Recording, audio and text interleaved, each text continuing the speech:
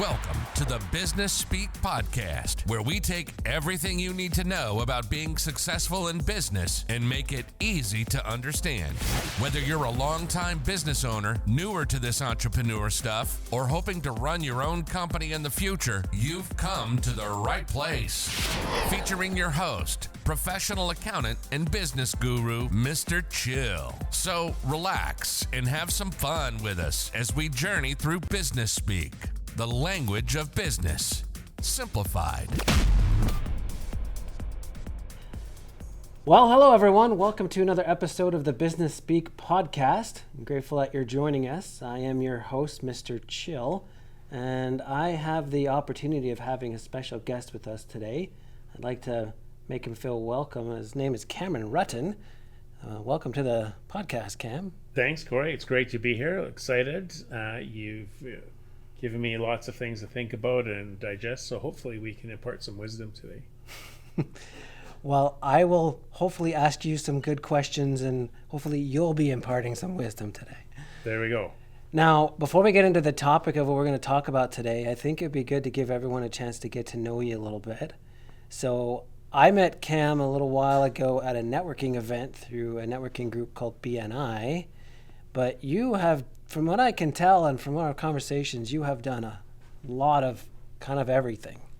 You think you've done everything from own businesses to sell cars to what you do now at IG Wealth Management. So help us get to know Cam.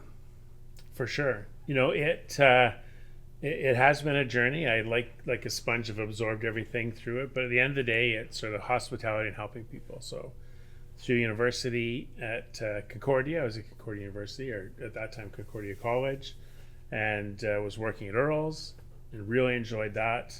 Got into leadership management at Earls and graduated university, and now I need a real job. And I went and I was working in a lab, and it was, 1,000 beakers and control samples, and the next day it was another 1,000 beakers and more control samples, and it wasn't really dynamic enough. And I had gone through and learned all the different areas and taken what I'd learned and was able to condense things to a point where I had a section and there was another guy doing different stuff beside me, and I'd create timers and things so I could help him. And I remember specifically getting hauled aside and they're like, it's going to slow down. They're going to start laying people off, and you're hardly ever at your station. And this isn't what we learned, but okay. So then they started laying people off, and then there was that guy who knew his job and me who knew my job and his job. So guess who were the guys that were getting laid off? So over the course of a year, I learned everything. And from my experience in Earls it wasn't about seniority, it was about ability. So I'm like, hey, I'm ready to move up. And you've only been here a year. It was myself, the manager, and the owner that had worked in every department. So I'm like, it's not dynamic enough for me. And we were making good money and at Earls. And I was paying to go when I worked in the lab to go to Earls. I'm like, I might as well be paid to be there. So it was good company. So I went back to that and then left. Got to a point where I'm like, this is great. I'm top of my game, but the foresight in me, the foreshadowing was I'm 30 in 10 years, and then I'm going to be 40, and I can't do this forever. So then I opened a second cup franchises, and then opened a couple more, and became sort of an advisory person for that, for second cup, represented the owners, and it was good. It was great. Loved the clients, loved the business. It was just 7 days a week, 364 days a year, 17 hours a day, and it was a good job, but it wasn't great. And again, 12 years later, I'm like, oh my gosh, I'm not going to retire doing this, and how am I going to And then I left and did a couple little stints, and people were like, what's with all the job changes? I'm like, my first two jobs were 25 years combined. But I worked at the River Cree for a little bit as an executive. It was going through an ownership change, so I'm like, I better leave on my own accord. Knew some of the guys. Earls sort of amplifies all these guys disperse, these 8 type personalities, and they were through Lexus. I knew some guys at Lexus and jokingly said, hey, I'm going to go talk about this, but if I need to show up with my stuff, where should I put it? And I said, let's talk about that. So I ended up going to Lexus, being sales. Didn't know I liked sales, but I just liked dealing with people. And it was phenomenal. I had a great time. I won the President's Award for one of the positions in that dealership that nobody had won. It was in through Lexus Canada, and enjoyed that, and kind of moved up that ladder and went to Lexus South Point as a sales manager for quite a while. And again, I really enjoyed the aspect of teaching people and helping them and helping clients, and probably wasn't the typical car salesman. I mean, I do appreciate that car sales is incubator for all technology and all sales tactics and all those kind of things. So I do like that aspect. I love the, not greasiness, but all the, like the sales, Foursquare, like all of that. But I took it with a grain of salt, and I like doing that. And then I would just, talk to the clients like they were my clients, and they were me.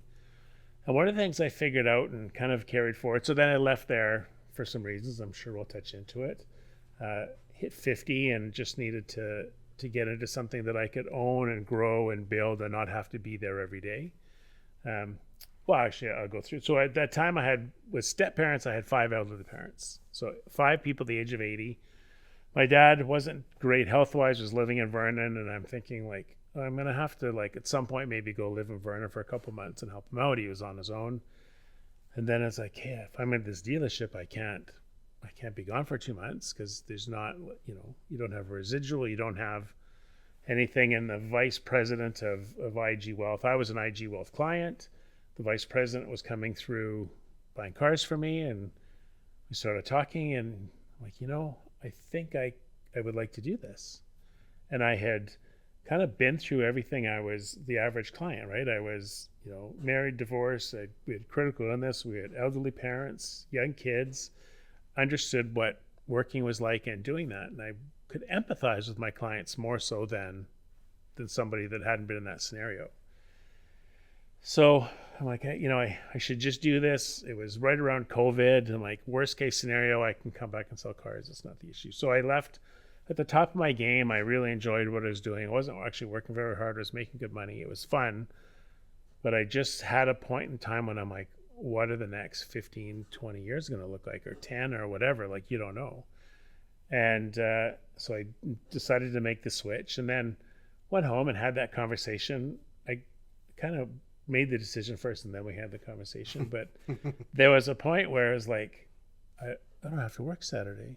This is weird. Like, it had been 20 some years that I hadn't had to work a Saturday or a weekend.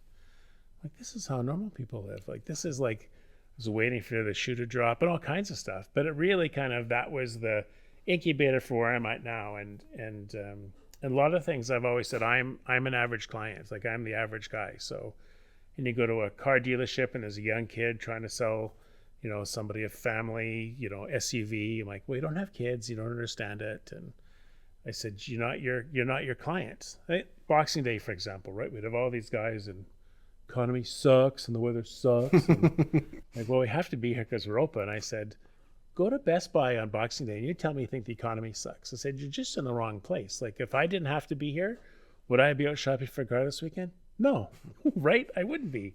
So just calm down. We're here. Let's make the best of it. Don't panic and freak out, and no high pressure sales. But that's just the way it is, right? So I really took that to heart when I go out and deal in the wealth management and insurance, and just talking to people. Like, I get where you're coming from. I understand what that is. And one of the sort of litmus tests that made me feel like this has been the right decision is I get people, they talk to me like, I feel like I should be farther ahead. And I'm glad I'm telling you this, because again, we see everybody's highlight reels, and everybody think at 50, everybody's got everything together, and they're right. And you see that too. People, everybody, oh, he owns a big business and he must be making millions of dollars. I'm like, yeah, make $1 million, and it cost me 1.1 to do it. Yeah. Right. So, and I said, I get that, and I understand where you're coming from. So that sort of helped gauge my vision on dealing with clients and talking to them. I mean, quite honestly, I see the weight of the world come off their shoulders when they tell you everything, and you're like, you're not in a bad position. This isn't bad.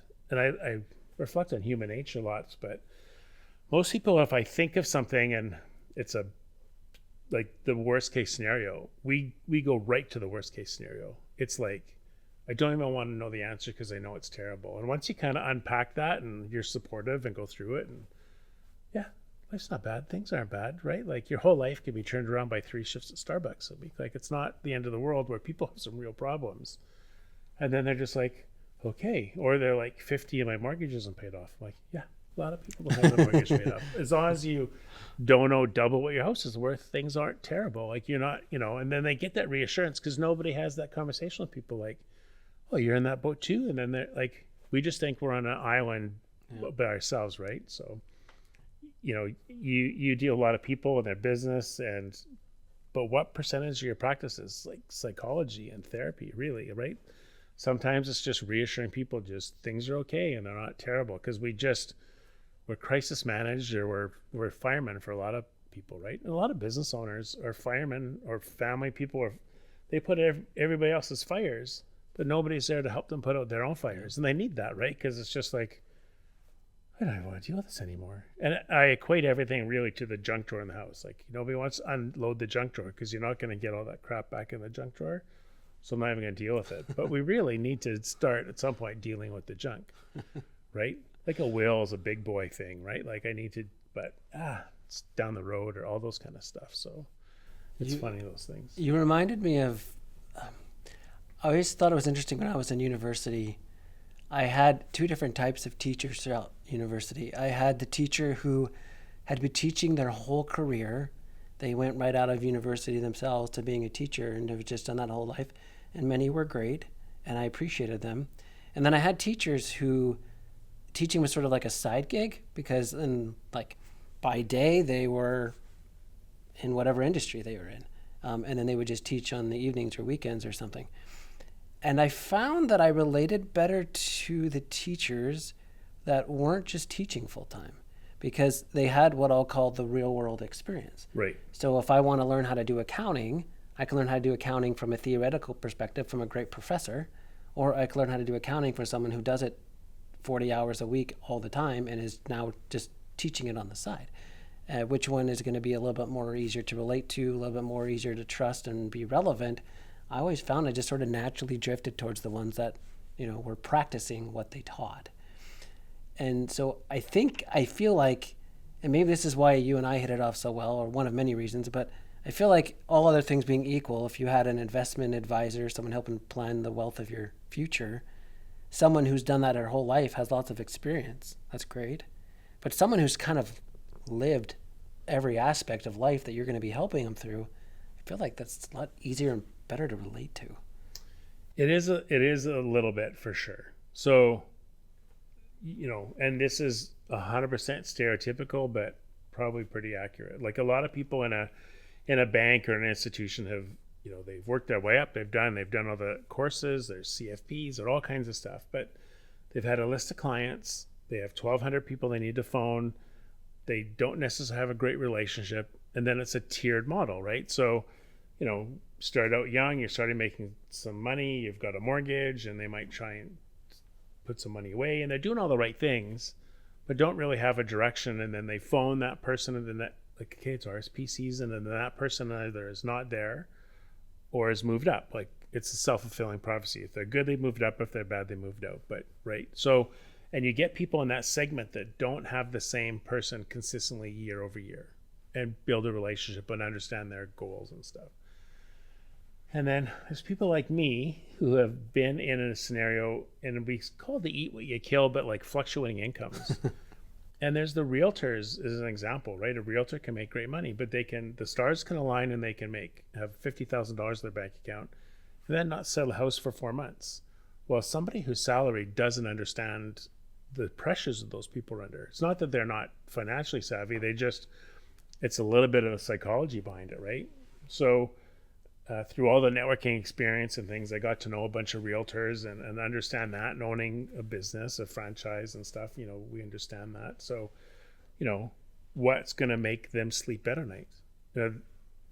As the financial planner, sometimes your best financial plan is $1,000 in an envelope in a sock drawer. You just sleep better at night. Something happens, a tire falls off my car, I got $1,000. Right? That's your safety net. And then we just kind of make that next safety net. So that's where I think the accountant that actually faces clients and has conversations with clients is teaching other accountants how to do that versus hypothetically, now you've got me going back to like the Rodney Dangerfield back to school and selling widgets, right? Like that's Fantasyland is what we should build it. Well, maybe you're going to give me your best Rodney Dangerfield impression. But Well, what is he, fat and something? I'm halfway there. So, what is the name of the store now? I'm usually good with all the useless information too. But that's where I think there's a key to that. And again, I can understand that. And how much of our business is financial planning, how much of it is just gathering, and how much of it is it really just psychology and helping people do it. And we talked a little bit about some of the things, but I was like, if you're great at real estate, go be a realtor and don't try and be good at things you don't have interest in or don't want to know or understand. Or if you own a business, and you tell me, this probably resonates with you more than a lot of people, is young guy starts a business and has a couple employees, and it all of a sudden grows into something a little more significant, and they just have their head down working. And now all of a sudden I have to run a business that's got like $1 million in revenue and assets, and like my tax returns I can't do on QuickBooks, right? I have to go see Corey and all these things, and like not in their realm of knowledge do they have the capacity to do it, and really do they want to? So let's pay an expert to do it who understands me and my business. And we've talked about that, and maybe that's another reason we sort of synced up pretty well, is you're invested a little more in your clients rather than client number 29 has an invoice to pay for the books we've done. Like, you understand their business and them and what, answer their questions. And that's important. People want that. Some people don't, and they're not your clients. So, and I'm kind of the same way, but I think that having a capacity where I can say, I understand where you're at, or, I'm 25 and I've taken over my dad's book of business and we have $200 million, and I don't really understand what your problems are with not making, well, just pay off your debt. Okay, right? Like, you shouldn't have that much debt. I'm like, okay. So there's a big difference. And a lot of times when you meet the clients, and the right clients, they are looking for somebody to encourage them and champion their goals. And just, I always say, if I make the right client, I'm going to drag you across the finish line. You'll give me permission to do it. But, hey, you told me you wanted to have money for a rental property, or hey, you told me you want to save some money or put some money, like, okay, you were right, and they'll do it. And then they can say, you know what, take a break. No problem, we can, but I'm going to be in, again, at the end of the day, you're going to hate me, but you're going to get to where you wanted to go, because you just go enjoy your life and do your stuff and don't deal with the stuff that you don't get or understand. So I think your professors that your instructors that did a great job of like taking real world experience coming in and teaching you, because you can learn accounting, but you can't take 20 years of a practice experience. Like, those guys who have never left university don't understand what running a business is like, and running all these, like, paying bills and having staff and like all kinds of stuff. It's a different scenario. 100%. Yeah. Now, you were mentioning a moment ago some of the things that we had in common.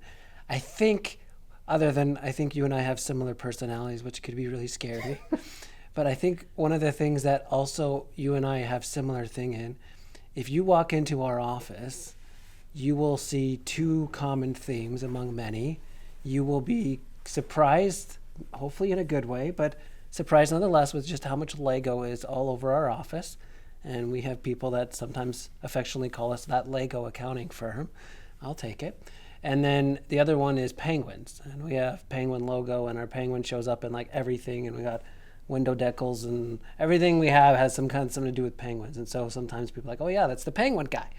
Well, the first time I met you, and I know you're not wearing one today, so that's okay, but the first time I met you, you introduced yourself, and appropriately so, as the bow tie guy. And I actually saw before you came that on Instagram you have like 12,000 followers, and I think your handle is Yeg Bowtie Guy. And so I didn't even care what Cam did at the time. I just like, here's a guy who's got a really fun way to introduce himself. He deals with something that people maybe don't like, or at least just have a hard time getting themselves to really buy into, even though they know they need to. But it's a really fun way to do it. He knows I'm the bow tie guy, and it kind of brings down any barriers that people might initially have of, oh, I don't want to talk about life insurance. I don't want to talk about hard things. Oh, but it's the bow tie guy. Okay, well, barrier down a little bit. So I think you and I connected on that kind of level too, and I'm curious what you think that kind of fun moniker has done for you in getting clients and just being a part of something. Yeah, definitely. So the genesis of that came out of again, all the years in a restaurant, I was in chef weights, and then all the years at Second Cup was in uniform. So I finally get a big person job, and at Lexus, and we're dressing up, and people come in, and I was here last weekend. I was talking to a guy, and I can't remember his name, and so then we were going to Seattle lots. My dad that was in Vernon lived in Seattle for a long time, so I go down there quite a bit, and I'm at Nordstrom's, and I'm like, I'd like to try a bow tie, just to see. I was much heavier, like, holy cow, that could get heavier, but I was a much heavier guy, and I was buying regular ties. And once you get to a certain neck size, it becomes an extra long tie. So it goes all the way to the bottom, and then the little thing comes this far. And they were really expensive. And I don't know if you've ever seen a tie undone, like the full piece of silk, but it's from your nose to your toes to your fingertips. So it's a lot of tie. So I said, let's try a bow tie. But then I was worried about this like round head on a round body, like with a bow tie. Like I didn't want to look like Mr. Peanut or whatever. But a guy at Nordstrom's, and I'm left-handed, so he was right-handed, showed me 2 seconds I learned how to tie a bow tie. So then people would show up at the dealership. I was talking to a guy, I don't remember his name, he was wearing a bow tie.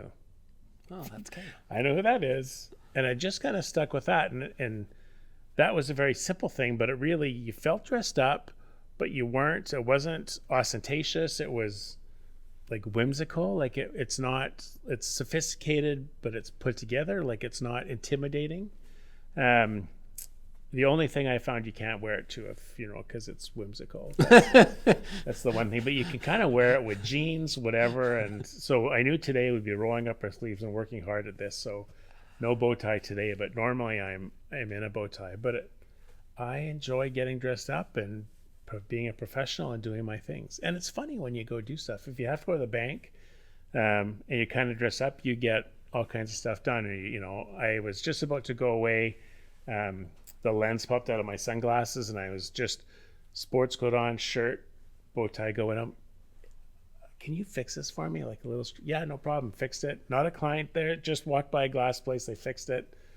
Like, I don't know if I'd have shown up in something jeans and a sweatshirt if they'd have done that for me. But I enjoy walking around like that. I never worry about going somewhere and feeling underdressed. And you can always run into a client or somebody, but that sort of stuck as a bit of the moniker, right? Like it was the bow tie guy, and it kind of stuck and felt good. So now I have a ridiculous amount of bow ties in my... I can only imagine. Could you hazard a guess on how many? No, 100 at least, honest. Like it was crazy. But again, you could buy... Nordstrom's was the best place to buy bow ties. My parents had a place in Arizona, Maricopa, and we'd be in Chandler at least a couple times a year, and you could buy them for like $35, where a full tie was like $125, if not more. Here now that Nordstrom's has gone to places, they're like $100, but like it's crazy how much it is. But it's I got lots of those and lots of shirts and blazers. Like that's where I dress up typically, and just and you go to meetings and stuff, and it just leaves an impression of people. All the time people come up to me and like, oh, I love your bow tie. And then like, I've got the bow tie air fresheners. I'm like, oh, here you go, air freshener. But yeah, when Cam gives you one of his business cards, at least in the past, you get a little stapled bow tie shaped air freshener attached. Yeah. So this is a lesson I learned at Lexus, and when you're dealing with high net worth people and clients and things, and it's tough to compete in that market. So you've got a bunch of great clients. I'm going to give everybody wine. We've had a great year. Well, $20 is, I got to buy a couple hundred bottles of wine. So $20 wine, but you can give it to a high net worth client, and they're like, I don't even cook with $20 wines. Like you can't compete in that. I can't give you a pen because maybe you use them up like a more expensive, like it's tough to compete in that. Yeah. So I kind of went backwards, and I said, let's give you a 60-cent bow tie, but I can put one in the cart a couple times a year. It's amazing what, you guys are driving around in $100,000 cars and they have a little bow tie. Just simple things, but it's memorable and top of mind. Yeah.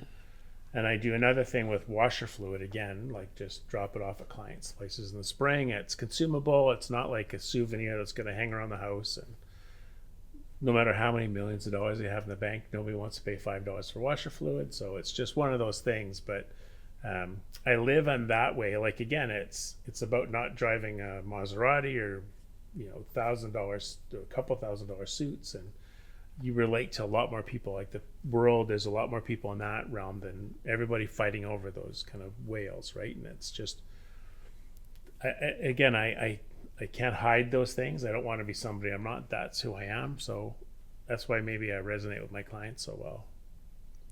Cool. I wasn't sure exactly where this was going to head today.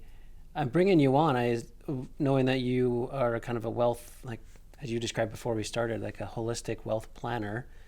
But knowing that many of our listeners are business owners, and so they're curious what kind of lens we're going to spin for that, I'm trying to put myself in the shoes, I'm going to use this word loosely, but of a typical business owner. And at least a typical business owner that I often see that comes into our office. And they'll be one who's really, really good at something. It's usually why they started their business. They have a particularly good skill or talent that they've found a way to market. The problem is that they spend as much as they earn. And so even though they're growing their business, they're growing their spending, and there's no leftovers no matter how big their income side gets. So I guess one of the questions, or just maybe dilemmas, that I would love your kind of experience and perspective and insight onto is if someone listening meets that kind of stereotype where like they're really, really good in their business, but they can't ever seem to have anything left over after they keep spending what they have. How does somebody get past that? I don't know if it's a mind shift that they need, or just like, how does somebody get past that never-ending cycle of making more money but just spending as much as they make, so they're never feeling farther ahead? If I gave you $100 on a Monday, by Friday you might have spent that $100. But if I gave you $40 on the Monday, guess what? You'll make it to Friday on that $40. Yeah.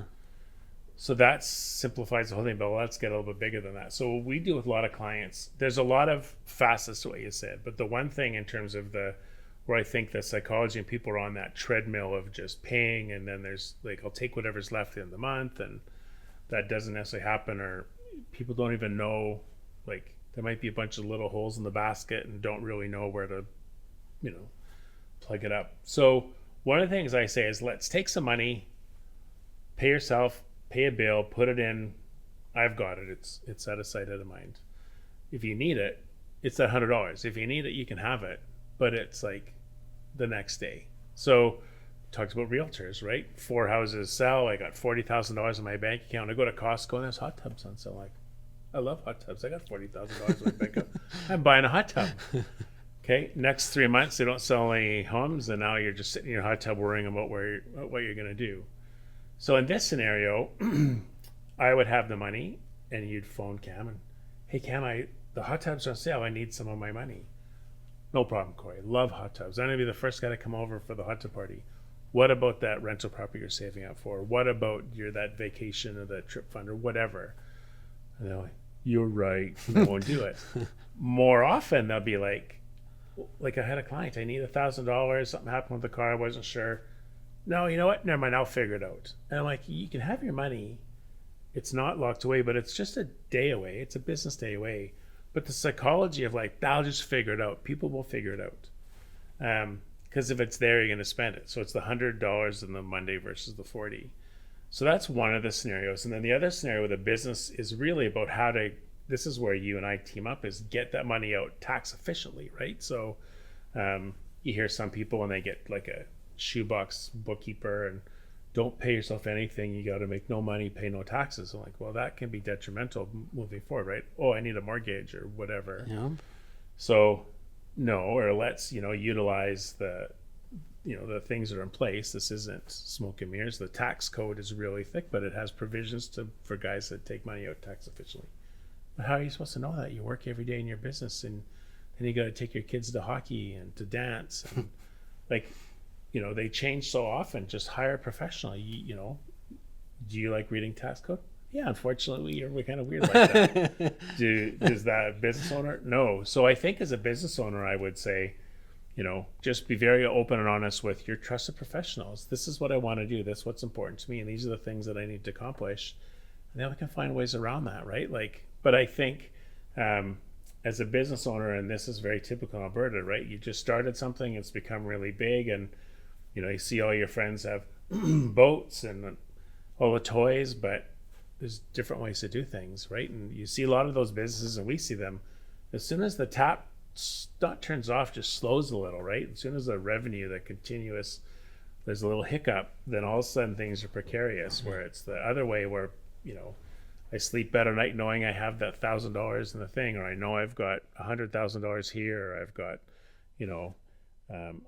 vehicles and mechanisms to get money out of my company properly. And that's another thing we see from business owners, because all these things percolated in my brain when we were talking about business and business owners and individuals. Is I didn't start my business to understand how to get money out of the business. I just started a business and it became successful. So now, how do I get my money out of my business tax efficiently? And if I want to do it today, well, it might be 5 or 6 years of proper planning to be able to do it, but I want to get rid of it today, right? So it's about going in knowing all those things, but having some trusted people that just kind of look at your scenario and talk about it. And then sometimes in business, it's not what you make, it's what you don't pay for, really, at the end of the day too, right? Like, it's some of those other things that maybe you've got a life insurance policy and you can stuff a little extra money in there from that corporately owned policy and then take it out a little more tax efficiently, or stuff like that. Or we're using things like that as employee retention tools with like split dollar CIs and things that I can keep employees around easier because I'm providing something that they want, but they don't really want to spend the money on. And we've done a lot of surveys when we do group benefits and everything, right? Life and dental, and that's pretty standard, all the dental and stuff. It's critical, and a lot of them check off that they want, and they don't. I want it, but I just don't have they just don't want to pay the money for it. And that's something that they like to have as a component of that. So again, having an employer that understands what your clients need and provide, or their employees need, and checking that box off will make them want to stay, because it's not that place will pay me a couple bucks more, but here I have everything I want. Mm-hmm. And we're kind of the same, right? Like, well, you tell us what we want to do and we'll do it. You just have to trust us and do it, right? Like, we're in here for your best interest. Comfort with who I am, what I do, and what I sell. I'm just here to be your partner in all of this. That's a bit of a shift from what people are used to in terms of that. I think the old days of the accountant, just here's your tax returns. If you would have done this last year, you'd have saved $10,000 in taxes. Have a great, summer. We'll see you next spring, next tax season. Versus now, you're like, I see a lot of businesses, and here's a strategy that is working well. And like, you're the expert. You see more tax returns than this guy sees. And we're the same. I see a ton of things that, happen all the time. So I should know a little bit more about those kind of things. I'm dealing right now. We had a couple of deaths in the family. So I'm an executor dealing with that process. A couple of clients pass away, dealing with that. And until you've had to go through that process, you don't think it's a big deal. And now when you do it, how much easier would it have been if I'd have listened to somebody and I'd had a beneficiary and something, like simple things. But we're just so busy with everything. I don't want to, that's the junk drawer. I don't want to deal with it. I don't want to dig it up and deal with it. But you can nag somebody, I need you to get a will. This is why. And, all these things, I need you to sign these forms. We need a beneficiary. We need stuff. And I think that people are starting to come to us more for that advice for ongoing coaching and maintenance, rather than just once a year, how come there's no red on my statements, or how come there's more red in my statements? And that's kind of the way we're engaging, and maybe even coaching our clients a little bit like that. I have great relationships with everybody, and I know you have the same with your clients, and it's important, because again, you have to be able to sleep at night knowing that I've done what I can and spoke my piece. And I do have some of the used car sales tactics though, right? So I'll meet somebody and, Corey, we should talk about just doing a second opinion on where you're at and having some conversations. Yeah. Then we don't talk for a year and something happens. But I can honestly say in good conscience, not putting money away for your retirement's not screwing me over, right? Like, you're the one that's going to need the money when you retire. And people are like, I guess you're right. I'm like, okay, do it or don't do it, but it's your retirement you're funding, not my retirement. So I think people like a little bit of that bluntness, and where I can say you can have those hard conversations, because sometimes people just need to hear that. They're like, okay, made your point, and now they feel good they can do those things, versus whatever you like, we're just trying to make you happy, you're a great client. I'm like, you need to have a real conversation. And you probably come across that, lots of people that, you're paying too much in salaries, we need to lose something, or whatever the scenarios are. Like, you're that voice of reason, but again, at the end of the day, you're looking out for that business owner or that person, not everything else. I want to go back to something you said a little bit ago, because I think it's pretty brilliant, and I think it would have been easy to just sort of miss it. I've been studying a lot lately, a book that's become one of my go-to favorites now, called Atomic Habits, by a gentleman named James Clear. And he talks about in there what he calls the laws of human behavior change. And if you want to start doing something, here's what you do. And if you want to stop doing something, here's what you do. I'm going to use an example that he gave in the book, and then I want to tie it into what you said. So, for example, let's say that you feel like you watch too much TV. And that's just, not that it's bad, it's wasting time. It's not a very productive use of time. You're like, I know I need to watch less TV, but that's just my go-to. It's there. It's so easy to turn on. I get home and I see it in front of me on the couch, and I have the remote right there. I just hit the on button. I'm like connected to everything I want. So he would tell you, if you wanted to stop watching TV, if that's something you wanted to stop doing, you got to make it invisible and you got to make it difficult.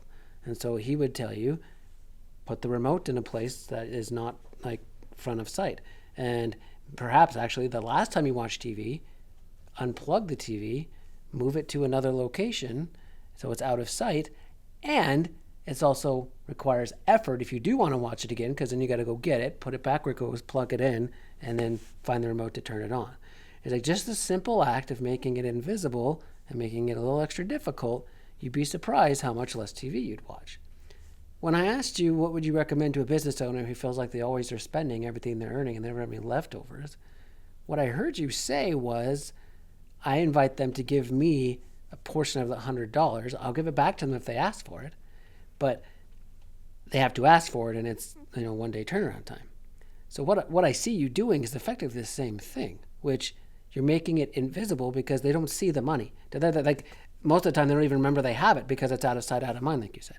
But if they do want it, it's not like, here you go. It's like, okay, we can get it for you tomorrow. And sometimes just that extra work and effort and waiting is like, you know what, I'm okay, I'll make it work. And as you said, if you only give them $40, it's amazing how they can find a way just to live off of $40 either way. So I just wanted to go back to that, because I think that's something that anyone could do, and maybe it's easier if they have a friend or a family member or trusted professional that can help them with that. But even that act alone, I think, would probably do a lot of people a lot of good.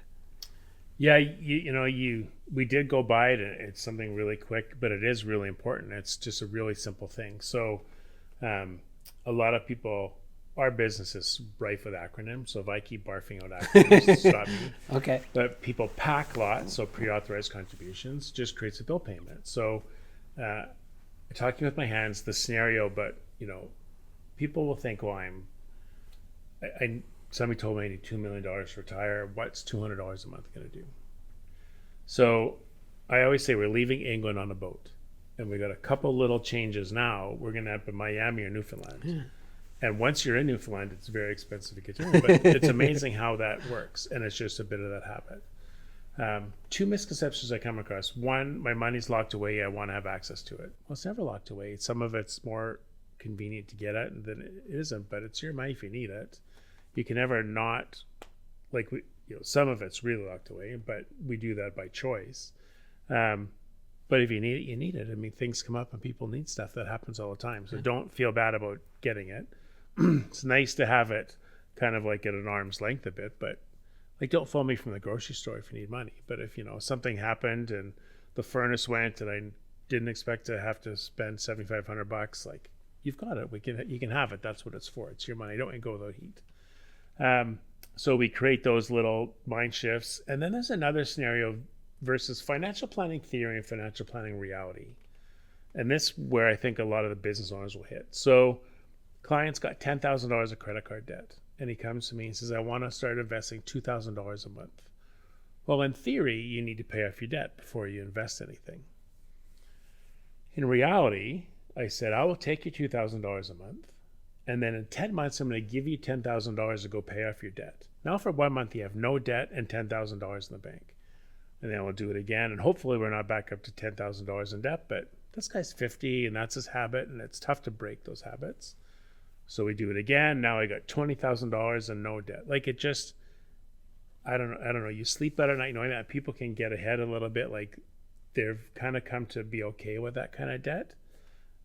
But having the money to pay it off and paying it off are two different things. Like, do I want to have zero debt and zero money? Then if something happened, I have real issues, or right? Like, so it's all about checking the gold star. Everybody has a different gold star in their brain, the checkbox to click. Like, I sleep better knowing I've done this, and this resonates with me. Like, talking to a guy and we're talking millions of dollars and big dollar investments, to the guy that's like, I'm having a hard time with $300 bill payments or putting money away, right? Like, it doesn't even compute. Well, yeah, it does.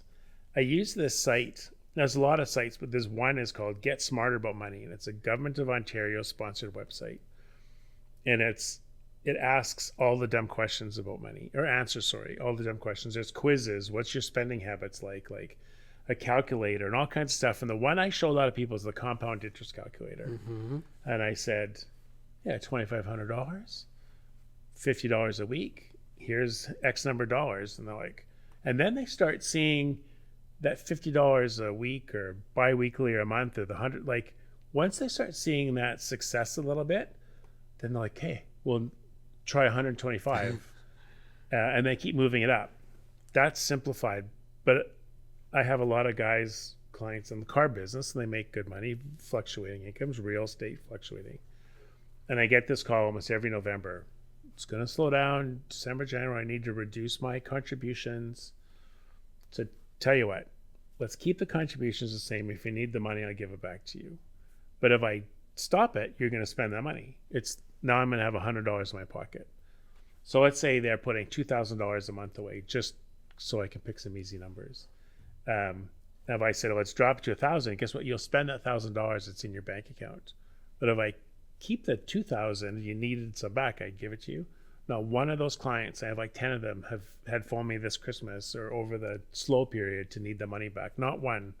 So like, you have $4,000 extra growing and working in an investment or a TFSA or an RSP that you wouldn't have had because it was slow, and they all just figured it out. And then at the end, when we start having these conversations this time of year, they're like, yeah, that was okay. It wasn't as painful as it was me. But we just set ourselves up for failure, right? And we just assume things we got. I'm like, what if they're not bad? Do you hear this in business lots with these guys? Like, you know what? Great suggestions, Corey. I'm going to do this. I'm going to deal with that when I slow down. Well, that's not a good business plan, is to deal with stuff when you slow down. What if you don't slow down? I was going to say, you may not slow down. Heaven forbid you slow down, right? Like, and I say that to people too. I'm like, shouldn't be part of your plan, is to slow down and deal with it. So let's just deal with it and let you move on. Or I'll just deal with it and send you a bunch of DocuSigns and give you a bunch of reminders and and people like that. But I hear that lots too. I'm like, what if you don't slow down? It's in your head, right? So you reminded me of a common thing that I've heard. I mean, it's not like all the time. It's just more often than I can believe it. Sometimes I've had a few clients that come up to me like, so Corey, let me make sure I understand this right. If I don't make any profit in my company, I never pay tax, right? Yeah, that's right. So that's probably what I should aim to do, right? I should aim to sell less or spend more, and so I don't make any money, so I don't have to pay any tax. I'm like, well, on the one hand, you're obtaining the not paying tax objective. On the other hand, I don't think that's a great long-term strategy. I've heard the opposite side, where one guy's dream is to pay $1 million in income tax, because that means he's made X number of dollars above that, right? Like, and that's a funny, those guys, and that guy probably heard that from some other guy having a coffee at the shop, or I was gonna say beer at the shop. I don't know if they still do beers at the shop anymore, but they're talking about common things, and somebody's got something and they've misconstrued it a little bit. It's like that telephone game. By the time my accountant told me this, and by the time he's told 10 guys, it's like, spend all your money, don't make anything. You'll get a tax refund, right? It'll be amazing. That's what my accountant said. Think something got lost in translation. Yeah. So it's about having those real conversations. But yeah, like profit shouldn't be a dirty word. Like, we can pay taxes. We'll just find an efficient way to do it. But, there's plans for that and all kinds of things. So I don't know. People get is it a stigma? Do they not want to talk? Like, do you find that you give somebody a great solution or direction? Do they go and tell other friends, this is what I figured out? Or is it just die in the vine with them? Like, it's just... I'm not sure. I'm not sure kind of what the common thing was. I mean, if they hear something they think is new to them and they like the idea, they'll probably tell somebody else, with the only caveat being that if they felt like, well, I kind of understand enough to do it, but I don't know if I understand enough to explain it to somebody else. Yeah. And that actually works okay too, because then it's like, hey, Mr. Friend, you should go talk to my accountant because he can explain it to you. Well, it's really cool.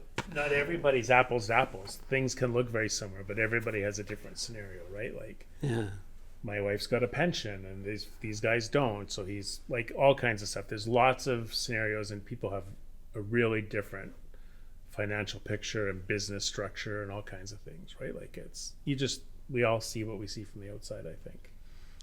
Okay, Cam, humor me for a second. If your current, let's put your wealth planning hat on, and if your current wealth planning self could go back to your previous I Own Second Cup franchise self as a business owner in that way, what do you think you would either do differently or tell your former self to do differently? That is a great question, and that is one of the reasons I did this. And I can confidently go in grab somebody by their shirts and say, you need to do these 3 things. Because if somebody would have done that for me 20 years ago, where would I be today? Yeah. And when I'm talking about the second cup side of it, we're talking like longer than 20 years ago. So again, running 3 businesses, they're not making a ton of money. I wasn't paying myself a bunch of money. But if somebody would have told me I could have set up a corporately funded life insurance policy and each store could have paid a $200 bill that they could have afforded, right? I could put overfund and make some money in there, and it's a business expense that when I'm 50 and need like insurance and I've got kids and I have the capacity and it's earning and growing, like little things like that somebody would have told me I should have done that. I could have done that. There were different scenarios about how to, like, just paying a wage, put some money aside, small little dividends, or there was lots of scenarios. But I think if it was about just having the confidence in my professionals, so I didn't need to talk to my accountant to tell me I was losing money. I knew I was losing money. But there was another guy, he owned a few second cups, and he would meet once a month with his bookkeeper and accountant. And I'm like, what do you guys talk about? He's like, I can stop a leak before, like, if there's a leak in the financial bucket, we can stop that. Or those are your allies. You should use those. They see books more than you. Like, you can see things where I'm almost like money in the till is how I gauged how we were doing or daily sales. But I think the big thing would be, again, just to go in with an idea of what I wanted to do and my goals and accomplishment, what was my concern. And sometimes your life at those is just treading water. You're just trying to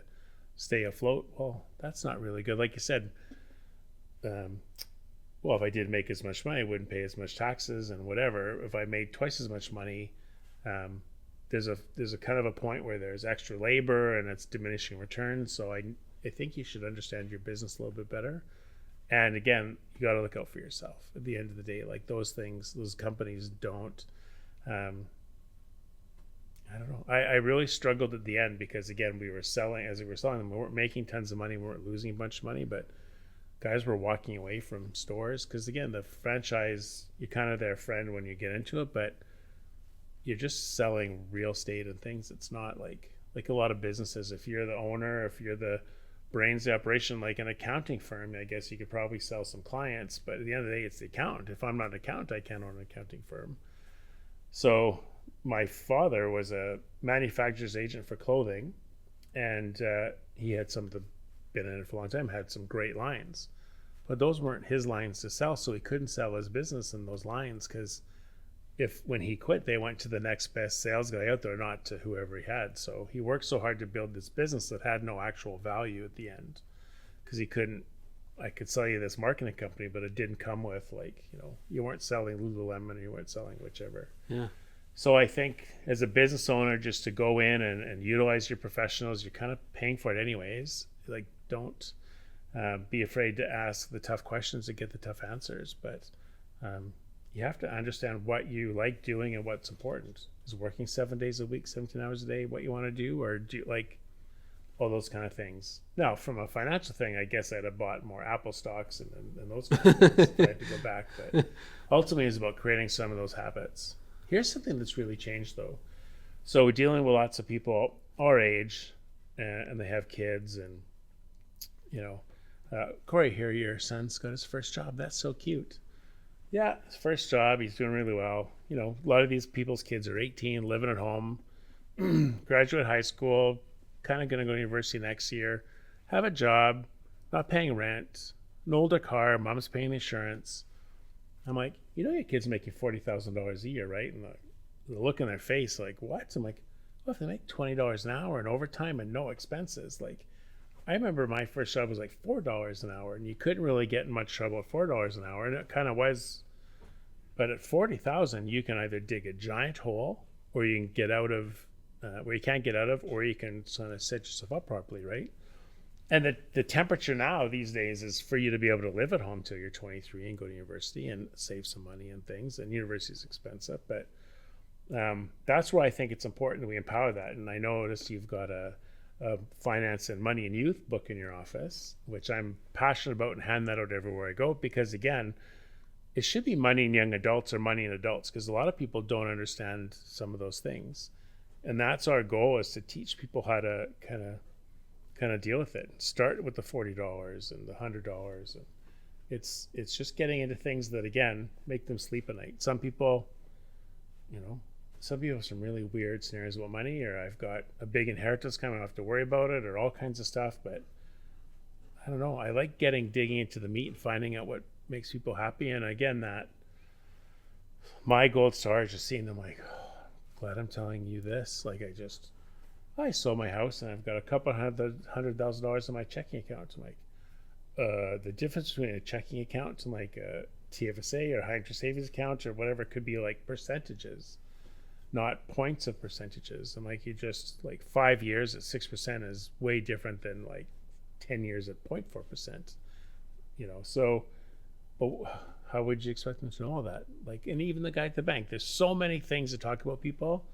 If you have 1,000 clients, you can't go through every scenario with everybody and understand that well. So you got to have the right amount of clients doing the right things, that then I don't feel like I'm giving you the proper service, and I don't feel like you're getting the right things. And you leave a little hair on the deal. So I don't know on the phone. I haven't talked to him in a while, but I don't know. I don't know what the answer is, but it's kind of just about being around for those people. And again, I think we're half psychologists for pretty much everything, right? The markets are turning. What about these tariffs? Like, I don't know if that's come up in any conversations. People are panicking. Like, I said, I don't know. Everybody's in the world to make a little bit of money. Like, it's not the worst thing, but like, it's all like so one way or the other. There's no like in between. Like the world. I don't know. The world's not going to collapse. We're not going to be the 51st state. Like, these things aren't happening. So I don't know why people get stressed about it, but they do. Just focus on your life, what makes you happy. We'll worry about all the goriness and the behind the scenes stuff, and just present with some honest answers and truths. And I think you probably see when people leave here, if you have a sense of like a little pat in the back from my accountant, things are good, and go back to like life's good. It's not doom and gloom, and we're just used to the other shoe falling, and we shouldn't be, right? There's a big optimism. So, example, there was that point when the oil stocks were like just tanked. Remember, it was negative. A barrel of oil was negative $12 or $20. People were like, Syncrude, or oh my God, Syncrude's falling, and like half the world is like the world's falling apart. The other half of the world is like, and this was the Lexus side of it. The other half's like, oh my God, Syncrude's on sale. I'm gonna buy a whole bunch more Syncrude stuff. Right? It just the same piece of news, the same different perspective, and one group's really happy about the same and one's not. Like, it's not totally falling apart, right? So I I tend to be the eternal optimist, but we have some realistic things in the go. But life's too short to always be a pessimist about everything. Just, you're okay. Things are okay. So you've reminded me of two questions I wanted to ask you, and they're very much related. So I'll ask you both of them, and then you can answer them however you want. I mentioned to you a little bit ago what I perceive as probably one of the hurdles that many business owners would have. No matter how much money I make, I can't seem to keep enough of it to do investing. And you address that. Awesome. So my first question to you is, what do you see that as being one of the most challenges? Like when you meet with a client or potential client, what is consistently coming across your desk that is one of the biggest challenges you face? And possibly related is, what's the favorite part of what you get to do? So great question. Thanks for that. One of the things that we see is we've got a guy that's got a personal accountant or a personal bank and a personal banker, then a corporate accountant and a corporate banker, and they don't necessarily talk to each other, and they're not the same teams. So what I like to do is, like, I'm part of your team. We're not, like, I would like to be a part of those conversations, and I'm here representing you, and we're going to work together in the background to give you great information. But, like, the left hand needs to know what the right hand's doing. I don't know if I have a blackjack. He might have the ace and he might have a king. Like, we don't know. So it's about putting that together. And what we do is we're able to put together in a planning system where we can model both sides. So we see all of, the corporate side and all the personal side, and we can model how we're going to bring things back and forth, but have it under one umbrella. And then people they feel a little bit better, and they want to see how it interacts with each other. Again, the company could have lots of extra money and lots of capacity, and they could be struggling personally because they don't think they have any opportunities or money. So because those people aren't talking together. So it's about that. Or we've got a client that's been told, keep all the money in your company, you're not paying tax and all these things. And, like, everybody's at different points of life. So what I get the benefit of is just getting people and saying, here's where we're at. Here's what I think we should do. Put it all together. One of the misconceptions is, like, well, I don't necessarily need to have everything. Like, IG doesn't need to have everything. Yeah, we'd like everything. It's easier but I just need to know about a lot of stuff. You have a pension somewhere? We'll put it in. Like, we don't need to, but I can't give you advice without all the information. Yeah. So sometimes just picking away the different layers of people. And again, it's sometimes tough to get them to spend the time to sit and, I have to find a notice of assessment. Okay. I have to find my articles of incorporation instead of a company account. Like, okay, guess what? I'm not doing it. And I always laugh, like, you're buying a house, you have mortgage. I need this piece of paper. Yeah, I'll find it. I need this. You're buying a Lexus, yeah. Okay, we need this. Yeah. Because guess what? At the end of it, you get a house. At the end of this, you get a shiny Lexus. Okay, you need a will. Why? Well, because at the end of this, you'll be dead. It's not quite the same excitement. Not the same factor. Shiny incentive, yeah. But it's important. So that's where my biggest success, like I said, is just seeing that people sit down and, like, okay, things aren't that bad. And we do, some of the questions we ask is, like, what do you think you need when you retire? And people have a number in their head. I'm like, maybe, I don't know. What's your lifestyle? Do you want to live like you're living now? Do you want to start doing family trips? Like, we figure out what a retirement paycheck looks like, and people don't even know what that is. Like, how much a month do I need to live? I don't know. We'll go through it and figure it out.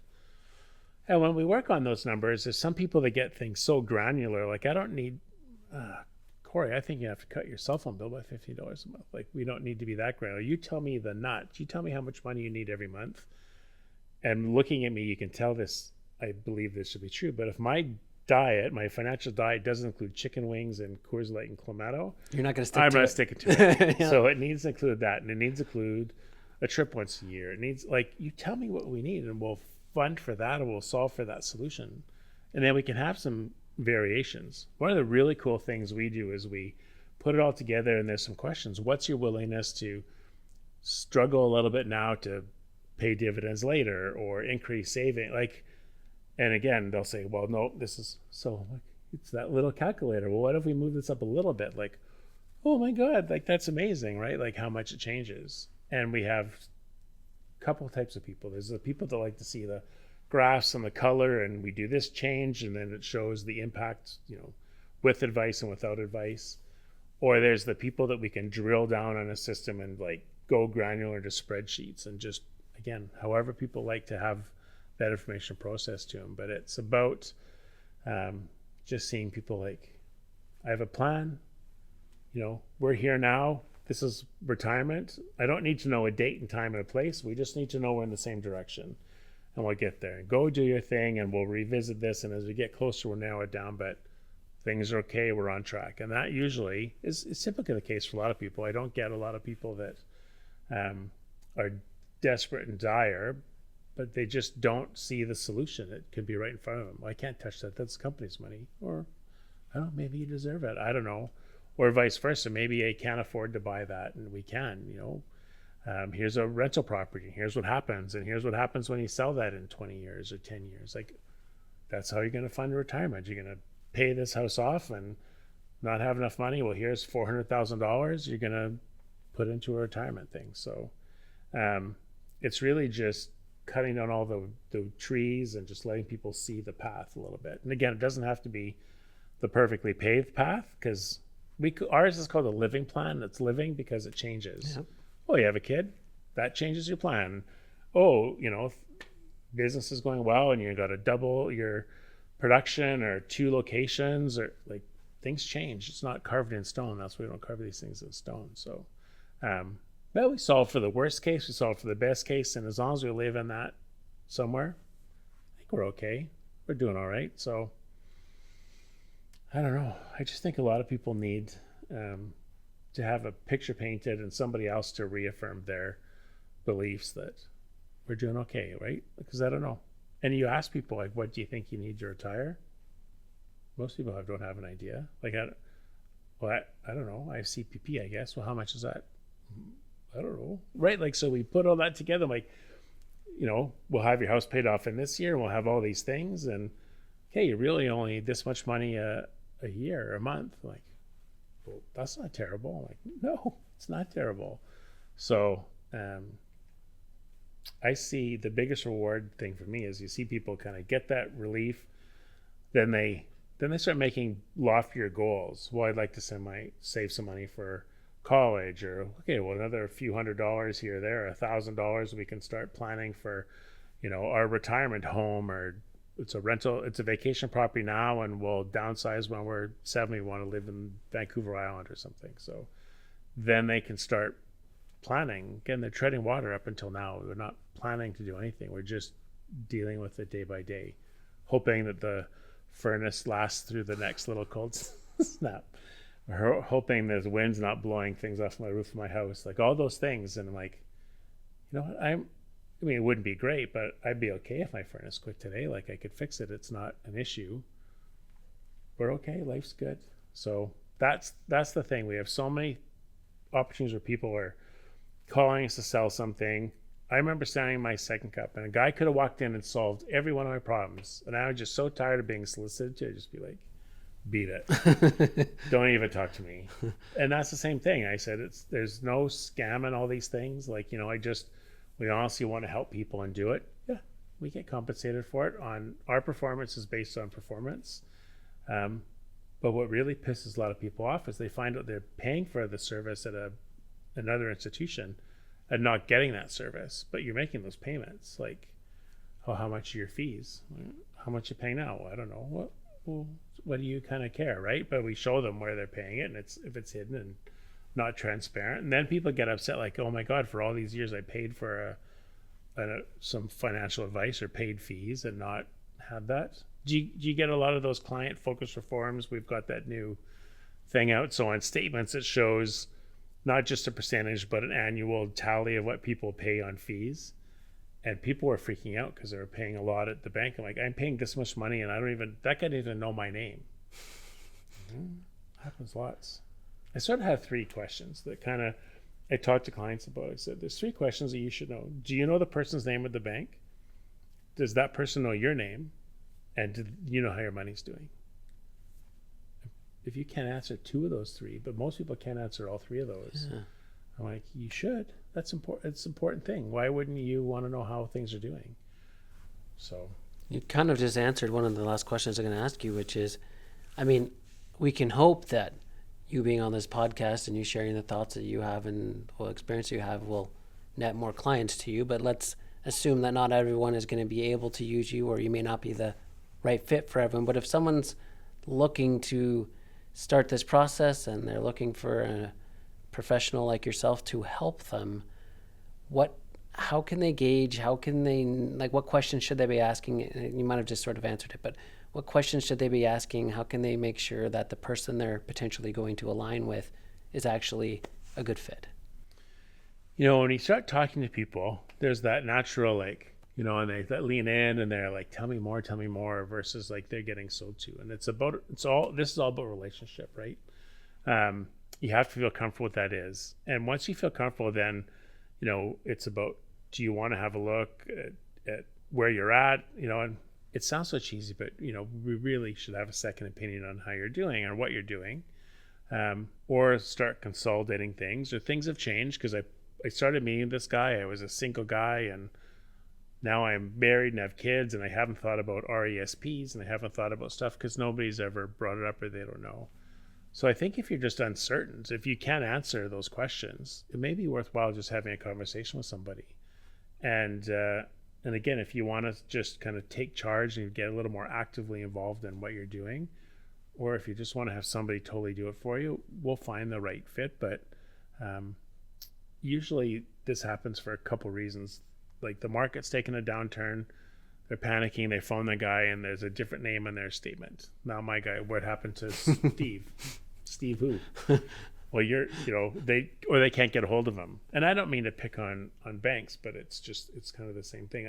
You phone a bank or you phone someplace, you'll get a voicemail. We'll phone you back in 24 to 48 hours, and it's 72, and maybe you get a call back. So there's those scenarios. Or so sometimes when the market's downturn, it's good for business because people want answers and they don't have it. Things are good. Nobody wants to kick over the hornet's nest, right? Because we're riding high. Things are good. I don't really care whoever's looking after it. We're making money, but it's about money in motion being usually under a stressful scenario. So people lose a job, or people retiring. There's a death in the family, or right. Like you think of all the scenarios that there's massive money in motion, and a lot of times it's stressful, and people don't want to. Now you have to deal with it because you have to deal with it. So that's kind of the plan. Like, here's a scenario. Like the best commercial for financial planning and insurance is Yellowstone. And I don't know if you've watched the Yellowstone franchise. I have not. So at the end of Yellowstone, spoiler alert, at the end of Yellowstone, John Dutton, the dad, gets killed, dies. So he's got this huge ranch, the biggest ranch in the US. The kids can't afford the inheritance tax, so they have to sell the ranch. Well, you needed insurance to cover the tax, right? All that kind of stuff. So what's happened now is we have all these people for all these years that worry about growth. And they get this baby boomer generation. My parents are part of this. The whole world, they worry about growth. We can grow. Well, now you have enough money to live. We need to worry about estate. We need to worry about preservation. So again, I think I've got $1 million. I'm going to die. I'm going to give the $1 million to my kids. Guess what? They're only going to get $465,000 of that because it's going to go into taxes. So we want to try and preserve that. So there's mechanisms to do that. Or it's about not paying. Like when you die, there's 3 people you pay. You get to pick 2 of them. You can pay your estate, you can pay a not-for-profit or a charity, or you can pay the government in taxes. But you're paying 3 of those things. It's important to let people know. So when somebody dies and they think there's all this money and Aunt Susie's going to give us that, she bought that cabin at Pigeon Lake in the 70s, we're getting it. Yeah, you're getting a couple $100,000 capital gains bill that you can't afford, and now you have to sell the properties to pay it. Where that generation, that's happening to. So what I like to do is just talk to people about what happens in the next stage. And I hate to be the fearmonger, but like, you get a husband and wife, and if you pull the husband out of the picture, okay, who's the accountant? Who's the lawyer? Where's the will? Like you just see the color drain out of people's faces. I have a couple clients that have just had people in the family pass away. And I said, would you rather have like your uncle pass away and you're the executor? Now you have to phone 3 banks, phone 1-800 numbers. They don't know. Or one person like me, and I don't have the will, but I know where it is.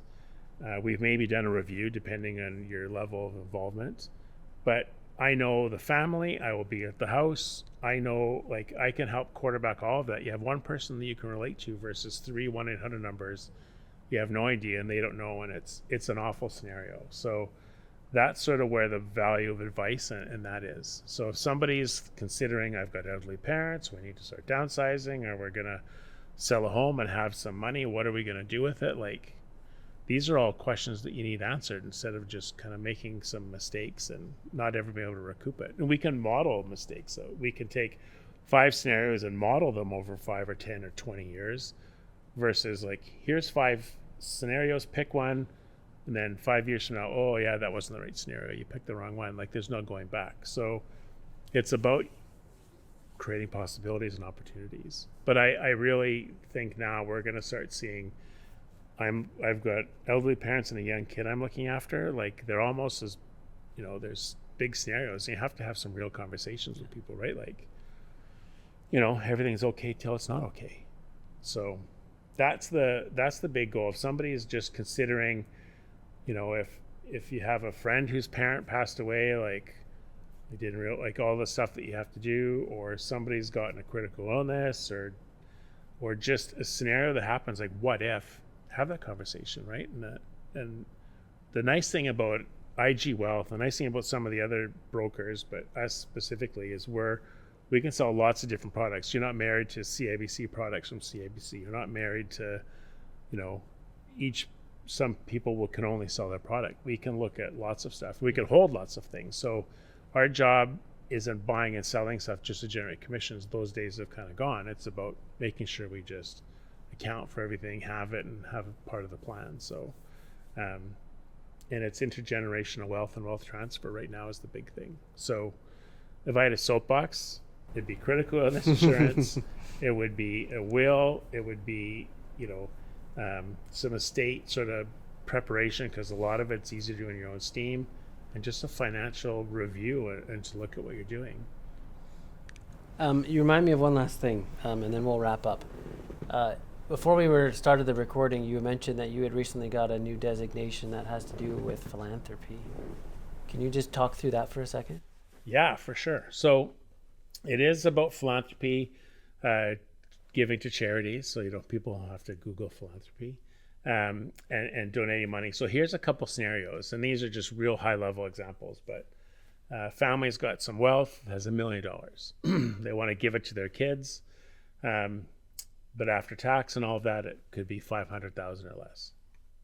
So we could give that $1 million to a not-for-profit, generate a receipt, a tax receipt, and a return. That can fund an annuity and a joint last to die policy for the kids. And we kind of did the math on it, but I give $1 million today. I see my name go up in the building while I'm alive. And then when the last to die of the parents can actually provide like a $1.4 million estate to the kids. So you're passing on the money, but you're utilizing it now. So that's a scenario. Or people have got lots of capital gains in investments. You can donate stocks, and then you get credits towards your company or personal credits. You can pull money out that way. So again, if I've got $50,000 I initially bought in Apple, and now it's with $400,000, I donate it to a not-for-profit, I can get a receipt for $400,000 and not pay the capital gains. So it's about how to efficiently use that as a tool. And again, the government's done a great job of empowering charities and not-for-profits and capturing more of that money. The funniest thing I learned out of that is there's voluntary charitable donations and involuntary charitable donations. Do you know what an involuntary charitable donation is? No. Taxes. Because when you pay taxes at the end of your life, then the government's going to fund these not-for-profits. Like, some marketing person came up with involuntary tax, but it was important because it's such a huge component about, again, how to protect some of the wealth and those kind of things. And it's a great conversation for people. I love this charity. I give them $100 a month. That's amazing. Did you know under the right circumstances, you can buy an insurance policy for that and pay the $100 a month and get the monthly deductions. And then at the end, they'll have a $200,000 gift, not $100 a month. Or, there's two scenarios in life insurance policies where you can get all of the money in the monthly scenario, or all the money at the end. So your estate will get a large thing at the end, right? Depends who the owner is and all kinds of stuff. But people didn't know that. So we talked to charities and talked to their donors, and we can amplify your giving. You're already giving that much money. We can give the same amount of money, get the same benefit, but it can have huge implications to that not-for-profit. And I don't think they necessarily know. And sometimes they want to keep knocking on the doors of their donors, right? We have some great tax advice, or we have some great incentive, but it sounds like a scam. Maybe it is. The government's usually full of scams. Right? It works pretty well, but there's so much more of that, and it's becoming a little more accessible to people about how to use that as a strategy, right? So tax efficiency. And it is really just an opportunity for me to reach out now when I talk to my business clients, my personal clients, the clients that have both. We can have some different opportunities, different conversations. So cool. Yeah. And I imagine that's pretty rewarding too, because you get to help a lot of charitable causes in the process. I want to thank you for being here today. I know that I've learned a lot, and I imagine people listening at home have learned a lot. If they want to connect with you for a variety of reasons, what's the best ways to get a hold of you? Certainly through the IG.ca, Cameron Rutten. You can find an advisor on IG.ca. My personal info is Cameron.Rutten@IG.ca. Online, if you Google me, I'm pretty proficient with coffee posts and financial stuff. So even just for the humor, but I would be happy, just a great coffee conversation, answer lots of questions, and then see how things go. But I love dumb questions. I love being able, we talk about all the acronyms. We talk about people and they don't know what TFSA stands for.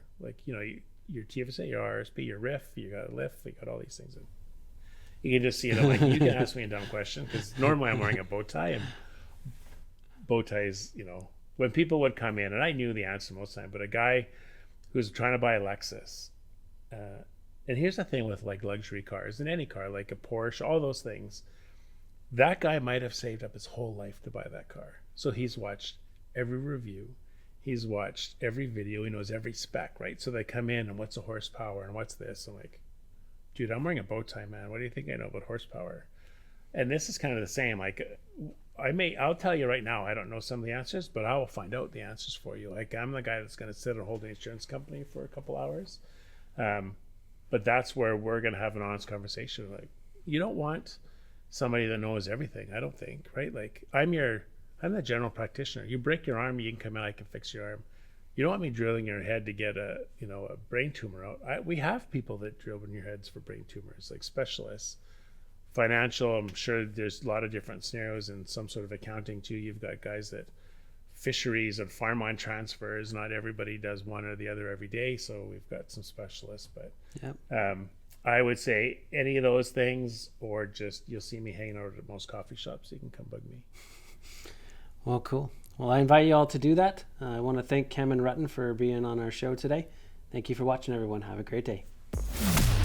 You've been listening to the Business Speak Podcast featuring Mr. Chill. Be sure to subscribe and add us to your podcast library to ensure you never miss an episode. We love hearing from our listeners. If you have a topic or question you'd like us to discuss, would like to be a guest on our show, or would otherwise like to get in touch with us, please visit our website at businessspeak.ca. Thanks for listening to Business Speak, the language of business simplified.